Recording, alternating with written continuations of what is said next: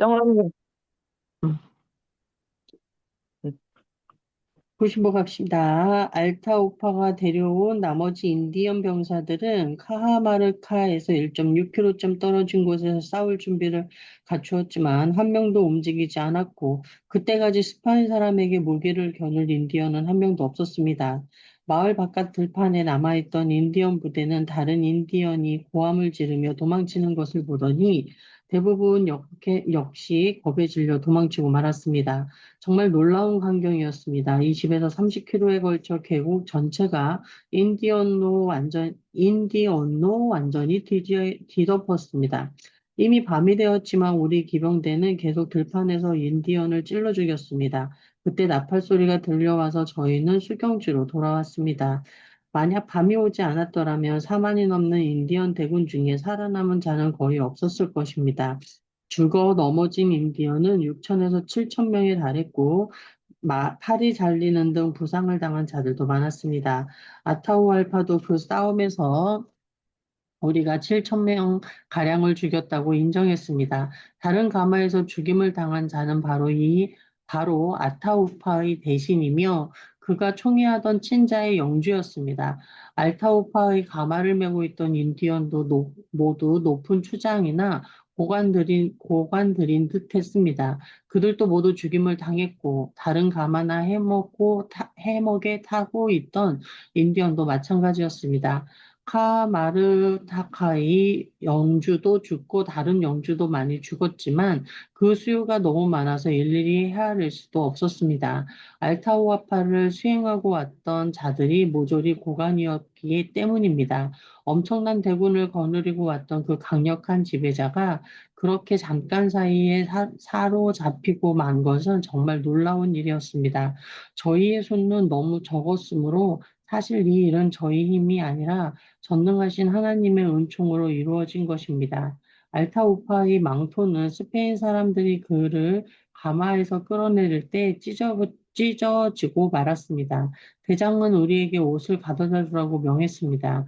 알타우파가 옷을 입고 나자 대장은 알타우알파를 가까이 앉힌 후 드넓은 지위에서 그토록 순식간에 추락한 데 대한 분노와 흥분을 달래주기 위해 이렇게 말했습니다.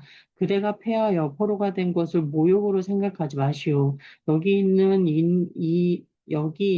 이 기독교인들은 비록 그 수는 적지만 나는 이들과 더불어 그들의 왕국보다 큰 왕국들을 정복하고 그때보다 강력한 군주들을 무찔러 우리의 황제의 폐하께 복속시켰소. 폐하는 스페인과 전 세계의 왕이시며 나는 폐하의 신하요. 우리는 폐하의 명에 따라 이 나라를 정복하러 왔으며 이는 하나님과 그의 성스러운 카톨릭 신앙을 만민에게 알리기 위함이었소. 우리의 임무는 선한 것으로 하늘과 땅과 그 속의 모든 것을 창조하신 하나님께서 이 일을 허가하셨고 이는 그대가 하나님을 알고 지금까지의 야만스럽고 사악한 삶에서 벗어나게 하려 하심이요. 우리가 이토록 수가 적은데도 그 많은 사람들을 이길 수 있었던 것은 바로 그런 까닭이었소. 그대가 지금까지의 삶에서 잘못을 발견할 때 우리가 이렇게 스페인 국왕 전하의 명에 따라 그대 나라로 들어옴으로써 오히려 그들에게 선행을 베푼다는 사실을 깨닫게 될 것이요. 하나님도 그들의 자만심을 꺾고 그 어떤 인디언도 기독교인을 거스르지 못하도록 그 일을 허락하셨기 때문이요. 읽고 또 토스 해주세요. 어째서 스페인인은 원주민들을 참패시킬 수 있었을까?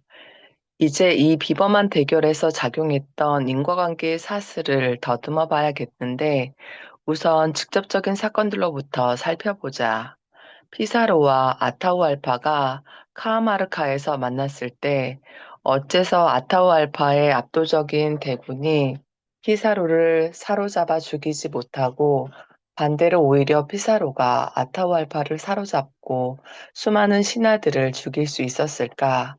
어쨌든 피사로에게는 말을 탄 62명의 병사와 106명의 보병이 전부였고 아타우알파는 약 8만 명에 이르는 대군을 지휘하고 있었다. 그리고 이러한 사건들이 일어나기 전에 먼저 있었던 일을 보자면 도대체 아타후알파는 어쩌다가 카하마르카로로 오게 되었을까?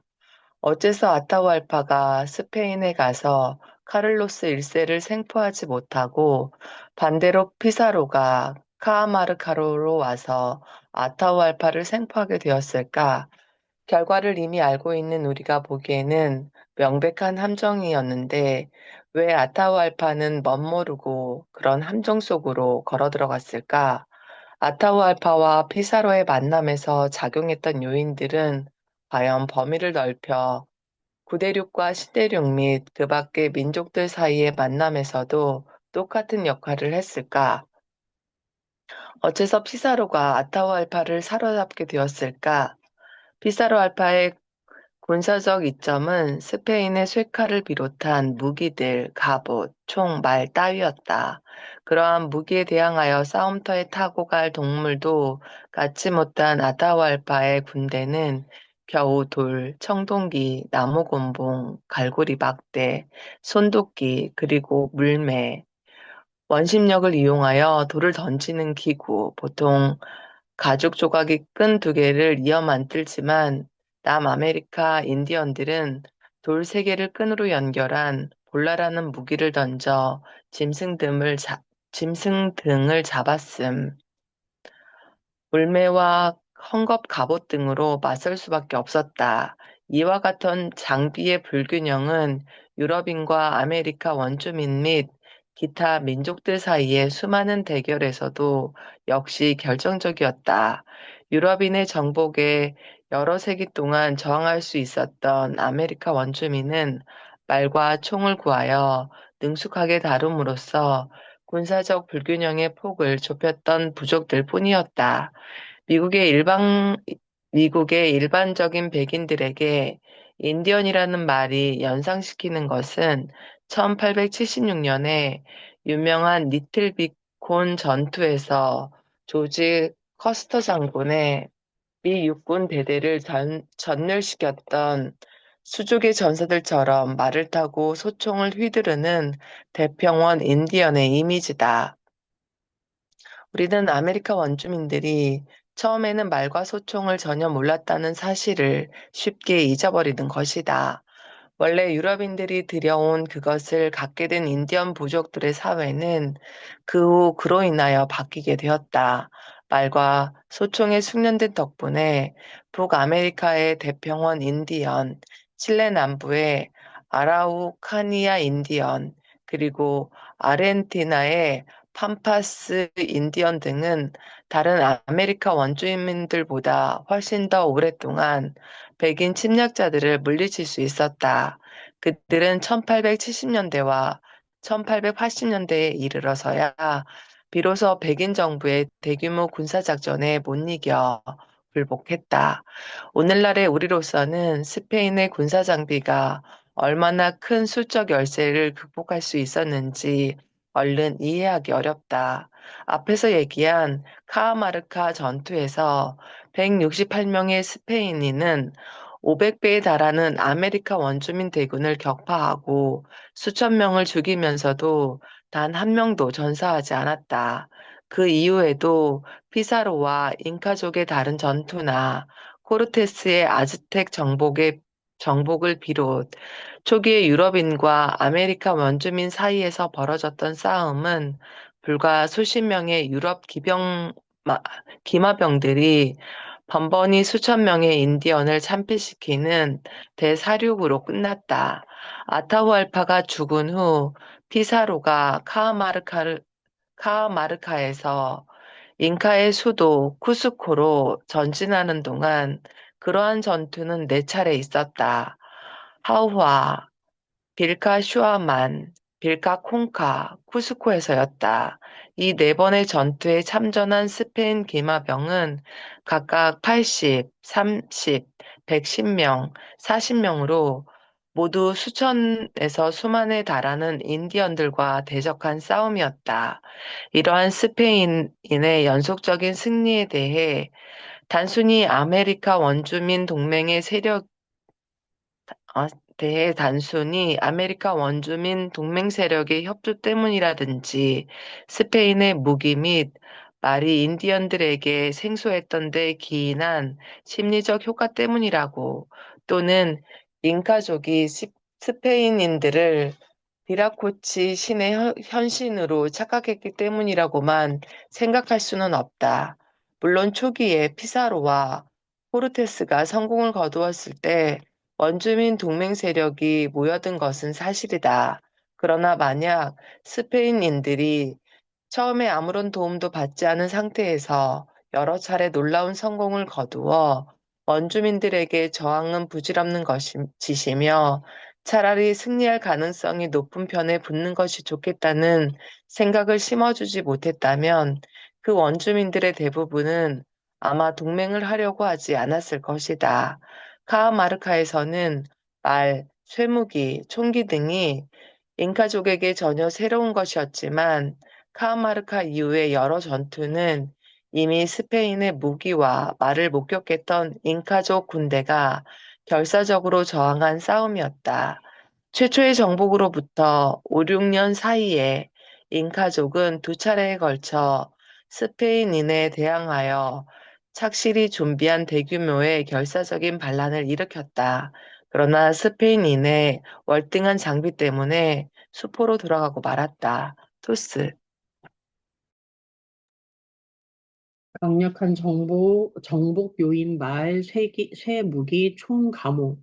1700년대에 이르러 유럽인 침략자들과 아메리카 원주민, 기타 원주민의 싸움에서 칼 대신 총기가 주요 무기로 사용되면서 유럽 측이 더욱 유리해졌다. 예를 들면 1808년 찰리 세비지라는 사격술이 뛰어난 영국 선원의 머스킷 소총을 지니고 피지 제도에 도착했다. 새 피지라는 이름에 걸맞게 그는 혼자의 힘으로 피지의 권력 균형을 무너뜨렸다. 그는 수많은 만행을 저질렀다. 한 번은 카누를 타고 강을 거슬러 올라가 피지인의 카사포 마을에 이르렀는데 마을 울타리가 사격거리 안에 들었을 때 카누는 멈추고 무방비 상태의 주민들을 마구 사살했다. 희생자가 너무 많아서 살아남은 주민들은 시체를 쌓아놓고 그 뒤에 숨으며 마을 옆으로 흐르는 냇물은 새빨간 피로 물들었다. 총을 갖지 못한 원주민에게 총의 위력을 보여준 이와 같은 사건들은 이루 헤아릴 수 없을 만큼 많았다. 스페인이 잉카족을 정복할 때만 하더라도 총의 역할은 미미한 수준이었다. 그 당시에 쓰이던 화승총을 장정하거나 쏘는 일이 까다로웠으며 피사로에게도 연함은 자루밖에 없었다. 그러나 필요할 때 그럭저럭 발사할 수 있어도 심리적인 효과는 충분했다. 한편 총처럼 훨씬 더 중요했던 것은 스페인이 갑옷이 변변치 않은 인디언들을 도살하는 데 썼던 쇠칼, 찰, 단검 등으로 단단하고 예리한 무기들이었다. 반면에 인디언이 가질 날 없는 공공은 스페인과 말을 때려 부상을 입힐 수 있도록 좀처럼 죽이지는 못했다. 또한 스페인의 새 갑옷이나 사슬 갑옷, 그리고 무엇보다도 새 투구는 곤봉의 타격을 효과적으로 막을 수 있었지만 인디언의 컬트식 갑옷은 새 무기 앞에서 전혀 쓸모가 없었다. 스페인이 말 때문에 얻은 엄청난 이익은 목격담에서도 생생하게 드러난다. 기마병들은 인디언 파수꾼이 배후의 아군에게 알려지기 전에 간단히 앞지를 수도 있었으며 도망치는 인디언도 금방 쫓아가 쓰러뜨리고 죽일 수 있었다. 말이 돌진에 부딪히는 때의 엄청난 충격, 조종하기 쉽다는 점 그리고 신속한 공격이 가능하다는 점 때문에 탁 트인 곳에서 보병들은 거의 무력할 수밖에 없었다. 말이 가져다준 효과는 맨 처음 말에 맞서 싸우는 병사들에게 공포심을 유발하는 것으로 그치지 않았다. 잉카족의 대반란이 있었던 1536년 무렵에는 잉카족도 기병대에게 대항하는 요령을 알게 되었다. 그들은 비좁은 샛길에 매복하고 있다가 스페인 기마병 등을 절명시킨 것이다. 그러나 다른 보병들처럼 잉카족도 역시 넓은 곳에서는 기병대를 물리칠 도리가 없었다. 아타우파의 뒤를 이은 잉카 황국 망코의 가장 뛰어난 장군이었던 퀴소 유판키는 1536년 리마에서 스페인인을 포위하고 그 도시를 치려했다. 그러나 스페인의 기병대 두 부대가 평지에서 훨씬 더 많은 인디언에게 돌격을 감안했고 첫 골격에서 키소와 히와 지휘관들은 모두 죽여 전투를 초토화했다. 그리고 망코 황제가 포스코에게 스페인을 포위했을 때는 기마병 26명이 돌격해 황제의 친명 등에서도 최적의 부대들을 초토화한 일이 있었다. 말 때문에 전쟁 양식이 바뀌기 시작한 것은 흑해 북쪽 연합의 스텝 지대에서 말이 가축화되던 BC 4000년경이었다. 말을 가진 사람들은 걸어 다니는 사람들보다 행동 반경이 훨씬 넘었고 기습 공격이 가능했으며 방어 병력이 더욱 우세해지기 전에 재빨리 퇴각할 수 있었다. 카하마르카에서 말이 담당했던 역할을 보아도 알 수 있듯이 말은 20세기 초에 이르기까지 장장 6천년 동안이나 위력을 발휘한 군사 무기였으며 결국에는 모든 대륙에서 이용되었다.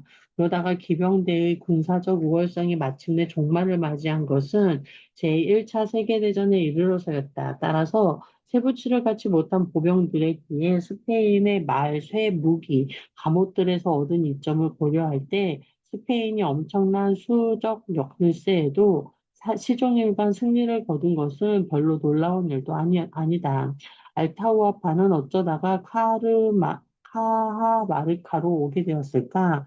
알타우아파의 군대는 잉카족을 분열시키고 약화시킨 결정적 내전에서 막 승리를 거두었기 때문에 그 당시 카하마르카가 있었고 피사로는 그러한 분연의 이용 가치를 재빨리 파악하고 충분히 활용했다. 내전의 원인은 천연두의 유행 때문이었다. 그 전염병은 스페인 이주민들이 파나마와 콜롬비아에 도착한 후에도 남아메리카 인디언 사이에 퍼지기 시작해 1526년에는 잉카 황제 우아이나 카파르가 대부분 신하들을 죽음으로 몰고 갔으며 곧이어 그의 후계자로 정해져 있던 리낭 쿠우치까지 죽게 했다. 그들이 죽어버리자 아타우알파와 그의 이복 형제 우아스카르의 재위 다툼이 시작되었다. 만약 그러한 유행병이 없었다면 스페인은 하나로 단합된 제국과 싸워야 했을 것이다. 이렇게 알타우알파가 카마르카에 들어와 있다는 사실은 세계사를 변화시키는 매우 중요한 요인 하나를 제시한다. 그것은 상당한 면역성을 가진 침략자들이 면역성 없는 민중에게 퍼뜨리는 질병이다. 천연두, 호경, 인플루엔자, 발진, 티푸스, 선페스트를 비롯한 유럽 고유의 전염병들은 다른 대륙의 많은 민족을 몰살함으로써 유럽인의 정복에 결정적 역할을 했다. 예를 들면 1520년 스페인의 첫 번째 공격이 실패로 끝난 후 천연두가 유행하는 바람에 몬테수아의 뒤를 이은 지 얼마 안 되어 아즈텍의 황제 코이트라우악이 죽었다. 유럽인이 가져온 각종 질병은 남북 아메리카 전역에서 유럽인 사이에서보다 훨씬 더 빠르게 각 부족으로 뻗어나갔다. 그렇게 죽어간 아메리카 원주민의 수는 콜롬비아 이전 인구의 95% 수준으로 추정된다.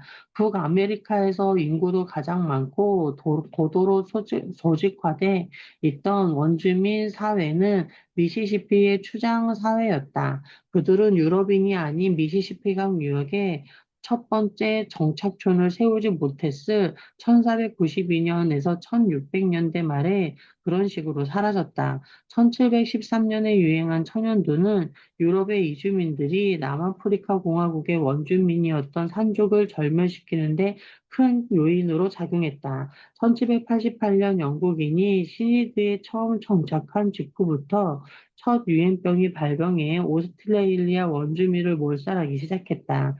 태평양의 여러 섬 중에 그에 대한 자세한 기록이 남아있는 예는 1806년에 피지를 휩쓸었던 유행병이었다. 침몰한 아르고우에 간신히 헤엄쳐 나온 유럽인 선원 몇 명이 들어오면서 퍼뜨린 질병이었다. 그와 유사한 유행병들이 통가와 하와이를 비롯한 태평양 여러 섬의 역사에도 뚜렷한 흔적을 남겼다.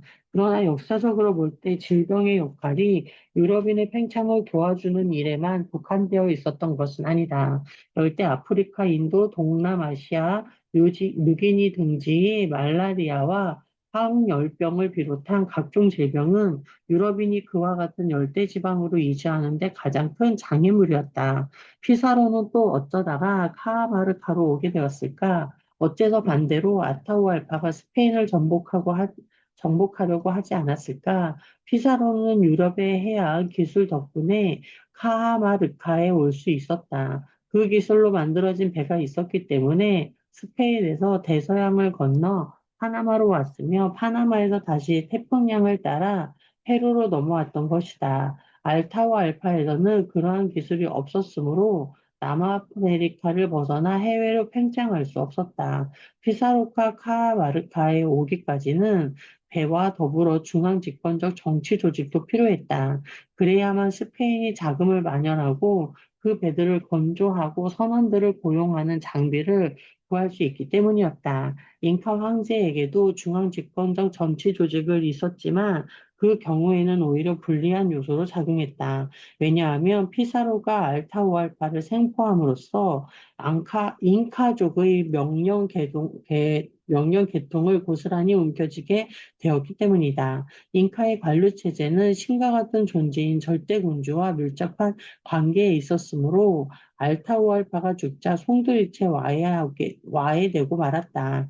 해양기술과 정치 조직은 유럽인들이 다른 여러 대륙으로 팽창하거나 다른 유럽 민족들이 팽창하는데 역시 근본적인 요소로 작용했다. 스페인이 페루에 올 수 있었던 또 한 가지 요인은 문자의 존재였다. 잉카 제국에서 문자가 없었지만 스페인은 있었다. 정보는 입으로 전하는 것보다 문자를 사용할 때 훨씬 더 멀리, 더 정확하게 더 자세하게 전파할 수 있다. 콜럼버스의 항해와 코르세트의 멕시코 정복에 대한 정보가 스페인으로 전해지면서 스페인이 신대국으로 밀려들었다. 현지나 소책자 등이 신대륙으로 가고자 하는 동기뿐만 아니라 항해에 필요한 상세한 지식도 제공했다. 피사로의 업적을 최초로 출판한 보고서는 그의 동료였던 크리스토발 베나의 서서로 아타우알파가 처형된 지 겨우 9개월 만인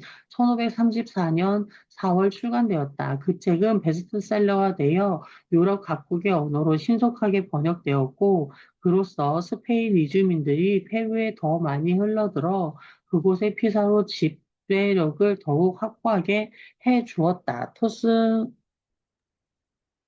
치명적인 계산 착오의 함정 속으로 뛰어든 원주민 지도자들. 아타후알파는 왜 함정 속으로 걸어 들어갔을까? 우리는 이미 결과를 알고 있으므로 카마르카스에서 아타후알파가 피사로의 훤히 들여다 보이는 함정 속으로 머무르고 뛰어든 것을 놀랍게 생각한다.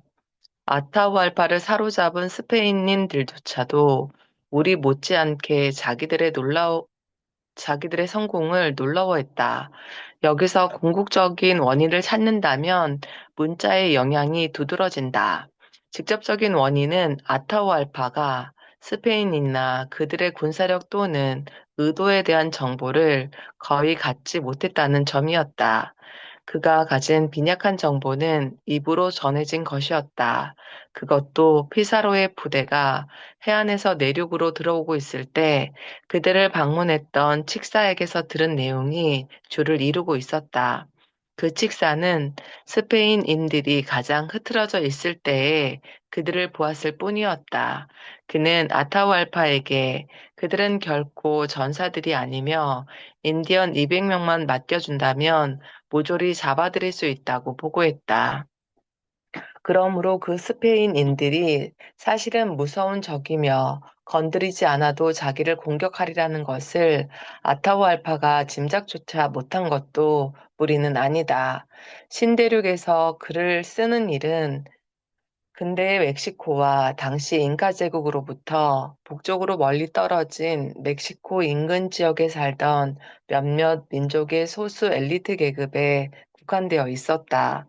스페인인들은 이미 1510년부터 잉카족의 북쪽 변경에서 1000km도 채 떨어지지 않은 파나마를 정복하기 시작했지만 1527년 피사로가 페루와 해안에 처음 상륙할 때까지 잉카족들은 스페인인들의 존재도 알지 못하고 있었던 듯하다.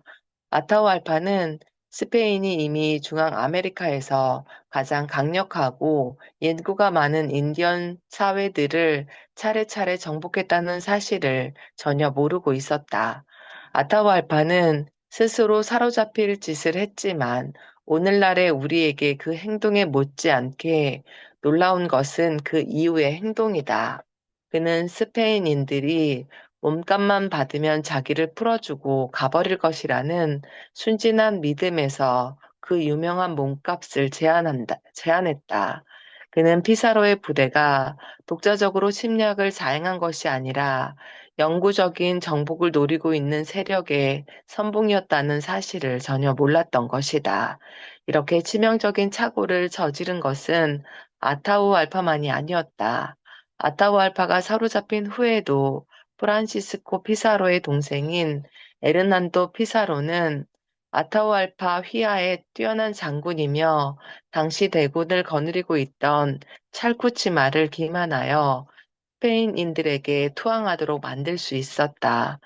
찰쿠치마의 계산착오는 잉카족의 패망에서 하나의 전환점이었으므로 거의 아타우알파가 사로잡힌 순간만큼이나 중요하다. 아즈텍의 황제 몬텐수마는 더욱 한심한 착오를 저질렀다. 그는 코르테스를 신의 현신으로 착각하여 코르테스와 그의 소수 병력을 아즈텍의 수도 테노치틀란 테노치티틀란으로 맞아들였던 것이다. 그 결과 코르테스는 몬테수마를 사로잡고 테노치트, 테노치티틀란과 아즈텍 제국을 정복할 수 있었다. 단순하게 생각해 본다면 아타후알파, 찰쿠치마, 몬테수마와 그 밖의 수많은 아메리카 원주민 지도자들이 유럽인들에게 속아서 계산착오를 저지른 것은 신대륙의 어느 누구도 일찍이 그 대륙에 가보지 못했고, 당연히 스페인인들에 대해서도 구체적인 정보를 갖지 못했기 때문이었다.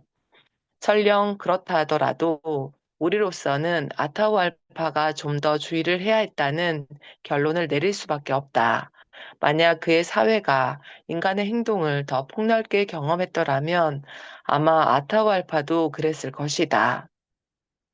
피사로 역시 잉카 제국에 대해서는 각각 1527년과 1531년에 만난 잉카인들을 신문하여 얻어낸 정보밖에 알지 못하고 있었다. 비록 피사로 자신은 문맹자였지만 그래도 그는 문화권 속에 속한 사람이었다. 스페인인들은 책을 통하여 유럽에서 멀리 떨어진 동시대에 수많은 문명에 대해 알고 있었으며 유럽의 수천 년 역사를 알고 있었다. 피사로가 아타후알파를 잡으려고 매복한 것은 바로 코르테스가 성공을 거두었던 작전을 모방한 것이었다. 간단히 말해서 문자 덕분에 스페인인들은 인간의 행동과 역사에 대한 방대한 지식을 갖고 있었다. 그와 대조적으로 아타후알파는 스페인인들에 대해 전혀 몰랐다. 또한 바다 건너에서 쳐들어온 침략자들을 일찍이 경험하지 못했을 뿐만 아니라 다른 곳에서 다른 사람들에게 그리고 역사적으로 앞선 다른 시대에 무수히 일어났던 유사한 침략 위험에 대해서도 전혀 듣지도 읽지도 못했다. 그러한 경험의 격차 때문에 피사로는 함정을 파게 되었고 아타후알파는 그 속으로 걸어 들어갔던 것이다. 여기까지 할까요? 네, 감사합니다.